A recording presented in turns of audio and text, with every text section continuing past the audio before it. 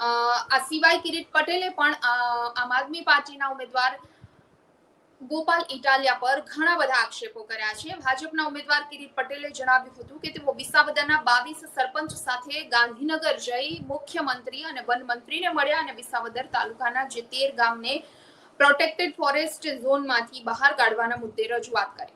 એટલે એમણે એમ પણ જણાવ્યું કે લોકોને કેવા ધારાસભ્ય જોઈએ છે જે આવેદનપત્ર આપે એવા કે ચિઠ્ઠી લખી મુખ્યમંત્રી પાસેથી કામ કરાવે એવા। હવે જે આ આક્ષેપ તેમણે ગોપાલ ઇટાલિયા પર સીધો જ કર્યો અને એનો જવાબ પણ ગોપાલ ઇટાલિયા દ્વારા આપવામાં આવ્યો છે। ગોપાલ ઇટાલિયાએ એક સભામાં જણાવ્યું હતું જો ચિઠ્ઠીથી કામ થતા હોય તો છેલ્લા કેટલાય વર્ષોથી સત્તામાં રહી છે ભાજપ તો પછી લોકોના કામ કેમ નથી થતા। સાસણથી વિસાવદરનો રસ્તો બંધ છે એની ચિઠ્ઠી લખો ને। ચિઠ્ઠી તો 2 નંબરના કામની હોય। ભારતીય જનતા પાર્ટી ફરી આવી તો મતદારોને રોવાનો વારો આવશે। આમ આદમી પાર્ટીના ઉમેદવાર ગોપાલ ઇટાલિયા